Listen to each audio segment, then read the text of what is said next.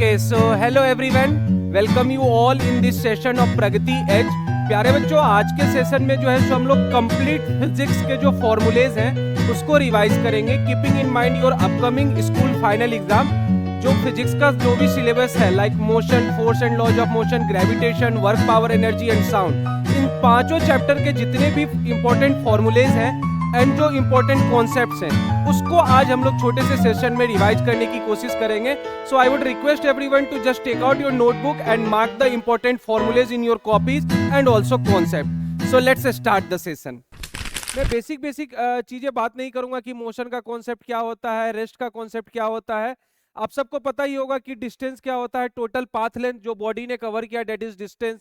What is displacement, shortest path between initial and final point. आप सबको पता होगा, ये तो अपन बचपन से ही पढ़ते हैं कि speed is equals to what, distance by time, है ना। आपको ये फॉर्मूला याद ही होगा। And average speed is what, total distance travel divided by total time taken. आप स्पीड के बगल में आप वेलोसिटी का भी लिख सकते हो formula. Velocity is equals to what, velocity is equals to what, displacement by time taken. This is the formula of velocity, displacement by time taken.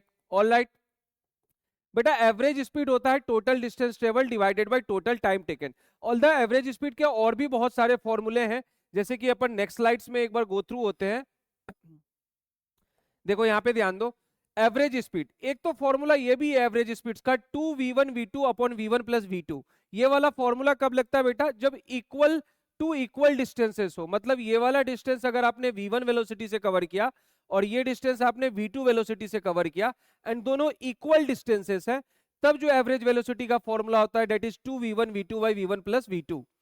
अगर टू इक्वल टाइम इंटरवल है, मींस अगर आपने t1 time t time के लिए मान लीजिए v1 velocity से चले हो एंड देन फिर अगेन आप t टाइम के लिए v2 वेलोसिटी से चले हो, तो जो एवरेज वेलोसिटी का formula that is v1 plus v2 by 2। तो ये दो और फॉर्मूलेज है एवरेज वेलोसिटी के। जो बेसिक फॉर्मूला एवरेज वेलोसिटी का that is total distance travelled by total time taken, जो मैंने आपको पीछे के स्लाइड्स में यहाँ पे दिखाया। This is the basic formula of average velocity, average speed sorry.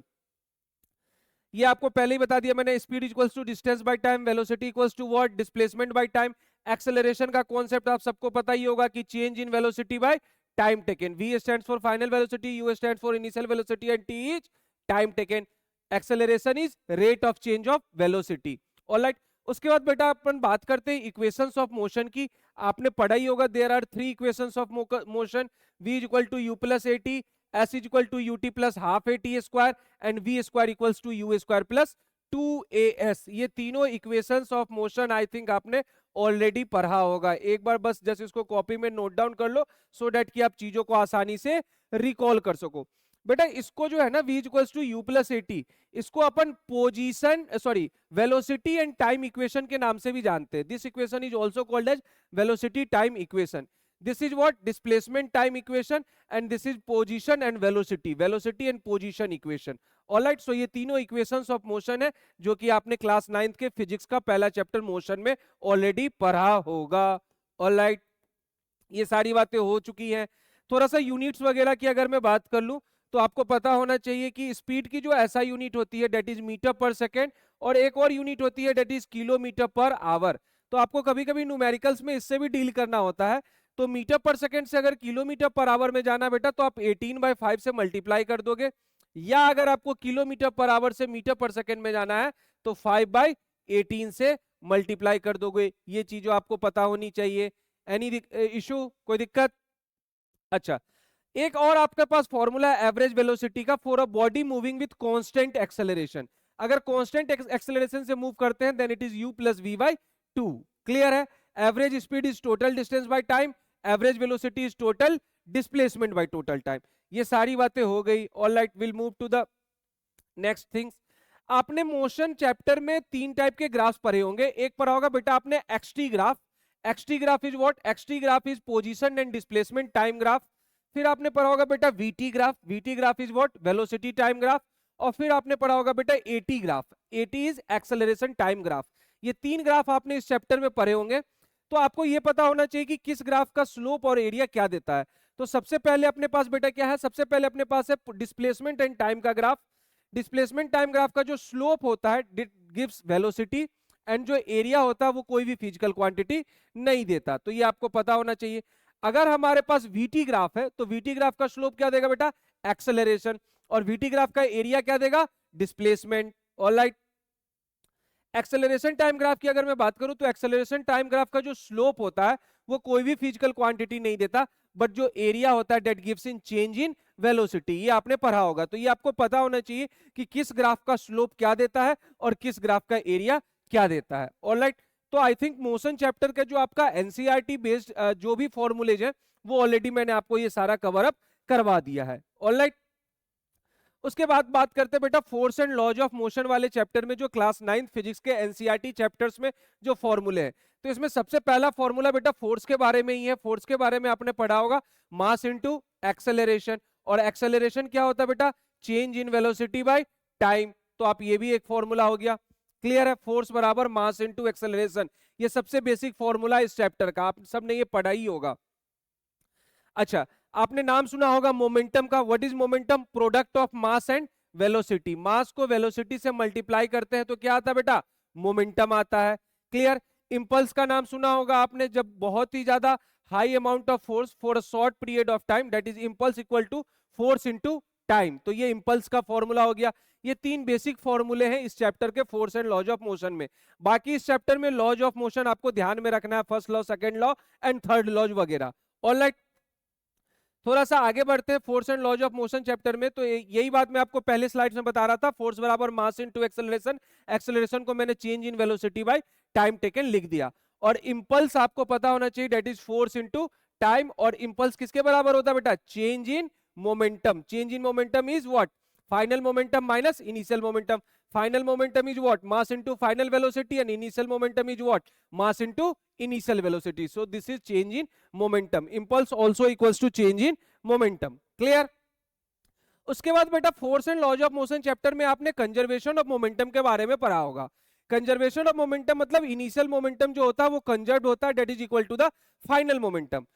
Collision से पहले का मोमेंटम एंड कोलिजन के बाद का मोमेंटम, ये दोनों क्या होता है बेटा, कंजर्व होता है। तो initial momentum that is m1 u1 plus m2 u2, हमने इनिशियल वेलोसिटी ले ली, and final momentum is equal to m1 v1 plus m2 v2। तो that is conservation of linear momentum बोलो या कंजर्वेशन ऑफ मोमेंटम बोलो, एक ही बात है। क्लियर है ये मामला आपको। अच्छा, आपने इस चैप्टर में ये भी पढ़ा कि impulse is equal to force into time, और आपको ये पता होगा कि जब दो फिजिकल क्वांटिटी को अपन मल्टीप्लाई करते हैं तो उसका अपन एरिया ले लेते हैं, तो वो दो फिजिकल, जैसे इधर अपना फोर्स और इधर है अपना मान लो टाइम, तो फोर्स और टाइम ग्राफ के बीच का अगर एरिया लेंगे तो वो क्या दे देगा बेटा, impulse. Area under force and time graph gives impulse. तो इस चैप्टर में बेटा यही सारे फॉर्मूले हैं जो कि ऑलरेडी मैंने आपको कवर अप करवा दिया। Alright, will move to the next chapter that is gravitation. This is very important chapter, और इस चैप्टर का जो सबसे मोस्ट इंपॉर्टेंट फॉर्मूला बेटा that is universal gravitational force, that is Gm1 into m2 by R square, है ना। Clear है ये फॉर्मूला, आपको यहां से पता होगा ही कि force is inversely proportional to the square of the distance and directly proportional to the product of their masses, and this is universal gravitational constant, जिसकी एक फिक्स्ड वैल्यू होती है, that is 6.67 into 10⁻⁻11 newton metre square upon kg square. This is the universal gravitational constant. ये formula और ये capital G की value बेटा आपके जुबान पे याद होनी चाहिए। ऑलराइट, इसको बेटा यूनिवर्सल ग्रेविटेशनल कांस्टेंट बोलते हैं, यही फॉर्मूला मैंने यहां लिखा हुआ है। ठीक है, बॉडी का अगर मास m है, वेट w है, तो वेट का फॉर्मूला आपको पता होना चाहिए m into G. Clear, what is G, small ji is acceleration due to gravity, capital G is universal gravitational constant. Small G की जो वैल्यू होती है बेटा वो कितनी होती है, 9.81 मीटर पर second square, because end of the day it is acceleration. तो जो एक्सेलरेशन का ऐसा यूनिट होता है दैट इज मीटर पर सेकेंड स्क्वायर, वही आपको लगाना है यहाँ पे। ऑलराइट, आपका इसको आपने इसका फॉर्मूला भी पढ़ा होगा स्मॉल जी का, है ना, पढ़ा नहीं पढ़ा है, Gm/r स्क्वायर, ये formula that is Gm/r square. ये भी फॉर्मूला आपके इस चैप्टर में है, जो कि नेक्स्ट स्लाइड में मैंने यहाँ पे लिख दिया है। स्मॉल जी का जो फॉर्मूला बेटा यहाँ ध्यान दो, Gm/r स्क्वायर, है ना, ये रहा, ये लिखा हुआ है ना। Small ji is what, Gm/r square. What is g? Small g is acceleration due to gravity. This is universal gravitational constant. This is the mass of the planet. जिस प्लेनेट पे आपको स्मॉल जी की value चाहिए, and this is the radius of that planet. तो जब अपन अर्थ के surface पे अपन calculate करते हैं तो इसकी वैल्यू कितनी आ जाती है 9.81, weight equal to mg, capital G 6.67 into 10⁻⁻11। अच्छा, आपको ये रिलेशन पता होना चाहिए कि g जो बेटा मून पे होता है और g जो अर्थ पे होता है, that is equal to what is the relation 1/6। ये रिलेशन आपको पता होना चाहिए, तो वहीं पे ये लिखा हुआ है। तो इस चैप्टर के ये सबसे इंपॉर्टेंट फॉर्मूले, जो सबसे ज्यादा इंपॉर्टेंट फॉर्मूला है, that is F is equal to G m1 into m2 by R square. ये फॉर्मूला आपको पता होना चाहिए। स्मॉल जी का फॉर्मूला पता होना चाहिए, G M by R square. Capital G और स्मॉल जी की वैल्यू पता होनी चाहिए आपको, और weight of a body on g on moon और जी ऑन अर्थ का रिलेशन आपको पता होना चाहिए 1/6। बाकी ये वो पोर्शन है जो कि ग्रेविटेशन चैप्टर में बहुत सारे स्कूल्स में एडेड है, बहुत सारे स्कूल्स में नहीं भी है। बट अगर आपके स्कूल में ये फ्लोटेशन वाला पार्ट है ग्रेविटेशन चैप्टर में, तो उधर जो दो बेसिक फॉर्मूले हैं, वो एक होता है प्रेशर इन फ्लूइड का formula, that is rho G H. Rho is the density, density means what, mass density की मैं बात कर रहा हूं, mass upon volume. And small ji is what, small ji is acceleration due to gravity, and H is the height, depth of a substance inside the liquid. Clear? Small G की value आप सबको already पता होगी, and capital G की, this is the value of a small G बेटा, this is capital G. Alright, so इस chapter के जो भी इंपॉर्टेंट फॉर्मूले थे वो मैंने आपको कवर अप करवा दिए। बहुत सारे स्कूल्स के सिलेबस में Kepler's law of planetary motion भी होगा, बहुत सारे स्कूल्स में होता है, बहुत सारे स्कूल्स में नहीं भी पढ़ाते। अगर आपके स्कूल में है तो आपको पता होना चाहिए कि Kepler's law of planetary motion में 3 लॉ दिए थे केपलर साहब ने, law of orbit, law of orbits, law of period and law of area.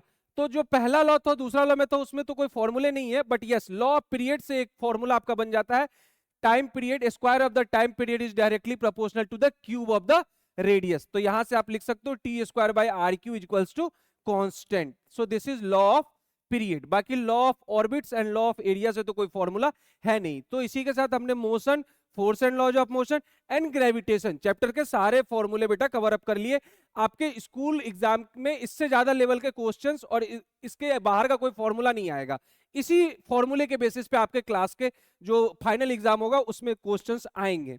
Alright, एक चैप्टर है अपना वर्क एंड एनर्जी। वर्क के बारे में आपने पढ़ा ही होगा, बहुत सारे बच्चों ने पढ़ा होगा वर्क के बारे में, फोर्स इनटू डिस्प्लेसमेंट। बट मेरी ये सलाह होगी कि वर्क को आप ऐसे ध्यान में रखो, एफ डॉट एस, फोर्स और डिस्प्लेसमेंट का dot product, and dot product आपको पता है F S cos theta. Theta की वैल्यू जो भी होगी उस अकॉर्डिंग अपन रख सकते हैं। Work equal to force into displacement, उसी का एक यहीं से एक आ जाएगा। कब आ जाएगा? जब थीटा की वैल्यू आपकी कितनी हो जाएगी, जब थीटा, एक बात बताओ, यहाँ पे लिख लो आप साइन थीटा, अगर आपने लिखा है तो कहीं ठीक है, नहीं लिखा है तो लिख लो। साइन 0 की वैल्यू आप लिख लो यहाँ पे, 0 degree, 30 degree, 45 degree, 60 degree and 90 degree. ये इतना आप ध्यान में रखोगे तो आपका काम हो जाएगा। साइन 0 कितना होता है? साइन 0 होता है बेटा 0। Sine 30 degree 1/2, sine 45 1/√2, sine 60 √3/2, sine 90 1, cos theta, इसको चेंज पलट दो यहाँ से, 1 √3/2, 1/√2, 1/2, 0। अगर मान लो cos थीटा की वैल्यू 0 है, cos 0 डिग्री की बात होगी तो cos 0 कितना होगा 1, तो फोर्स इनटू डिस्प्लेसमेंट सीधा। तो वर्क डन का फॉर्मूला बहुत सारे बच्चे फोर्स इनटू डिस्प्लेसमेंट याद कर लेते हैं, बट मेरी सलाह होगी कि आप फोर्स इनटू डिस्प्लेसमेंट ना याद करके आप ये याद करो कि सर ये तो एफ डॉट एस होता है, that is F S cos theta. Yes, जब थीटा की वैल्यू 0 डिग्री होगी, क्योंकि cos 0 1 होता है, तो वो फोर्स इनटू डिस्प्लेसमेंट ही बात बन जाएगी। काइनेटिक एनर्जी का फॉर्मूला बहुत सारे बच्चों को पता होगा, बहुत सारे बच्चे याद नहीं रखते, हाफ mv² पता होना चाहिए बेटा। पोटेंशियल एनर्जी का formula mgh। There is a relation between kinetic energy and momentum. Momentum मैंने आपको बताया mass into velocity, kinetic energy मैंने आपको बताई हाफ mv², बट इन दोनों के बीच एक रिलेशन होता है, that is kinetic energy equals to what, p²/2m। ये आपको पता होना चाहिए। Kinetic energy equals to p²/2m। p is what, momentum, m is the mass, ये पता होना चाहिए बेटा आपको, लिख लो कहीं पे। Kinetic energy equals to p²/2m, ये फॉर्मूला भी याद होना चाहिए। काइनेटिक एनर्जी हाफ mv², ये तो पता ही होगा। Potential energy mgh, work done force into displacement, सारी बातें हो गई वर्क डन को। अच्छा, पोटेंशियल एनर्जी mgh आपको पता ही होगा। पावर के बारे में बात कर लेते बेटा। पावर क्या होता है? वर्क डन बाय टाइम बोल दो या एनर्जी बाय टाइम बोल दो, एक ही बात है। So power equals to what, work done by time या फिर एनर्जी अपॉन टाइम। ये आपको ध्यान में रखना है कि पावर क्या होता है बेटा, वर्क डन बाय टाइम बोल दो या फिर energy by time. Work done हो या एनर्जी हो, दोनों का ऐसा यूनिट क्या होता है, जूल। तो कोई आपसे पूछे पावर का ऐसा unit, so this is joule पर सेकेंड। जूल पर सेकेंड का एक दूसरा नाम क्या होता है बेटा, वॉट। ये आपको पता होना चाहिए। Rate of doing work is called power. F dot S, F S cos theta. Work done को एक और फॉर्मूला होता है, that is change in kinetic energy. Change in kinetic energy means final kinetic energy minus initial kinetic energy. Final kinetic energy will be half m final velocity square, initial kinetic energy will be half m initial velocity का square, momentum mass into velocity. Already I have discussed. Alright, now will move to the next. तो सारे फॉर्मूले मैंने इस chapter को कर दिए। Mechanical energy is the sum of kinetic energy and potential energy, half M V square plus M G H. Rate of doing work, force into velocity, ये भी एक फॉर्मूला होता है पावर का। आप ये सारे फॉर्मूले याद रख सकते हो। Force into velocity, rate of doing work मतलब work done by time taken, या फिर एनर्जी बाय टाइम टेकन, जो भी आपको ध्यान में रखना है। क्लियर है मामला। Mechanical energy is the sum of kinetic energy and potential energy. Kinetic energy और मोमेंटम के बीच का जो रिलेशन है P square by 2m, already मैंने आपको बता दिया, इसको भी याद रखना। कंजर्वेशन ऑफ मोमेंटम आपने force and laws of motion वाले चैप्टर में भी मैंने आपको बताया था formula, initial momentum final momentum, m1u1 plus m2u2 equal to m1v1 plus m2v2। मतलब जो मोमेंटम इनिशियल होता है वो फाइनल मोमेंटम के बराबर होता है, मोमेंटम कंजर्व होता है। क्लियर है। Conservation of kinetic energy, half initial kinetic energy है ये these are the kinetic energy initial. ये सब क्या है, काइनेटिक एनर्जी इनिशियल, और ये क्या बेटा, काइनेटिक एनर्जी फाइनल। और ये दोनों क्या होते हैं, आपस में इक्वल होते हैं। जब अपन इनिशियल काइनेटिक एनर्जी लेंगे तो वेलोसिटी कौन सी लेंगे, initial velocity, half m1u1 square plus half m2u2 square, that is equals to half m1v1 square plus half m2v2 square, because initial kinetic energy बराबर होती है किसके, फाइनल काइनेटिक एनर्जी के। ऑलराइट, ठीक है। तो अभी अपना लास्ट चैप्टर जो बेटा आपके क्लास 9th के फिजिक्स के सिलेबस में, डेट इज साउंड। इस चैप्टर में ज्यादा कुछ फॉर्मूले है ही नहीं, आपको बस ये पता होना चाहिए कि लॉन्गिट्यूडनल वेव क्या होती है, ट्रांसवर्स वेव क्या होती है, लाउडनेस डायरेक्टली प्रोपोर्शनल होता है एम्पलीट्यूड के, frequency directly, pitch directly proportional होता है पिच के, फ्रीक्वेंसी के, ये सारी चीजें पता होनी चाहिए। अगर मैं फॉर्मूला पॉइंट ऑफ व्यू से बात करूं तो जो मेन फॉर्मूला है that is the speed of the wave. Speed of the wave is equal to frequency into wavelength, है ना, v बराबर एफ लैम्डा। ये मेन फॉर्मूला है इस चैप्टर का। क्लियर है। और आपको पता होना चाहिए कि फ्रीक्वेंसी क्या होती है, number of oscillation in 1 second, that is 1 upon time period. Frequency is 1 upon time period और time period equal to 1 upon frequency, एक ही बात है। या फ्रीक्वेंसी को ऐसे भी याद रख सकते हो कि number of oscillation divided by time, and that time should be in what, time should be in second. Alright, so ये सारी चीजें आपको इस चैप्टर से रिलेटेड पता होनी चाहिए। तो इस चैप्टर में ज्यादा कुछ फॉर्मूले थे नहीं। जो सबसे ज्यादा फॉर्मूला कवर करने वाला चैप्टर था बेटा वो था आपका first chapter, that is motion. longitudinal wave particles oscillates along the direction of propagation of wave or parallel to the direction of propagation of wave। Transverse wave में क्या होता है कि particles moves perpendicular to the direction of propagation of wave. Frequency is the number of oscillation divided by time period in second. Loudness is directly proportional to amplitude, pitch is directly proportional to frequency. ये सारी main बातें थी इस chapter से related जो मैंने आपको समझा दी। So that's it for today. मैंने आपको सारे चैप्टर्स क्लास 9th के फिजिक्स के, that is motion, force and laws of motion, gravitation, work, power, energy and sound, इस सारे चैप्टर्स के जो भी इंपॉर्टेंट फॉर्मूला थे जो कि आपके school exam point of view से एनसीईआरटी लेवल को कवर कर ले, बट वो सब मैंने आपको करवा दिया। सो आई होप आपने सेशन को एंजॉय किया होगा, सुंदर सुंदर आपने नोट्स बनाए होंगे और उस फॉर्मूले को आप बार बार रिवाइज करोगे and must do the practice on the basis of these formulae. Alright, so इस तरीके का और भी सेशंस फ्यूचर में मैं लाता रहूंगा। Thank you. Best of luck for your exam. Okay, thank you.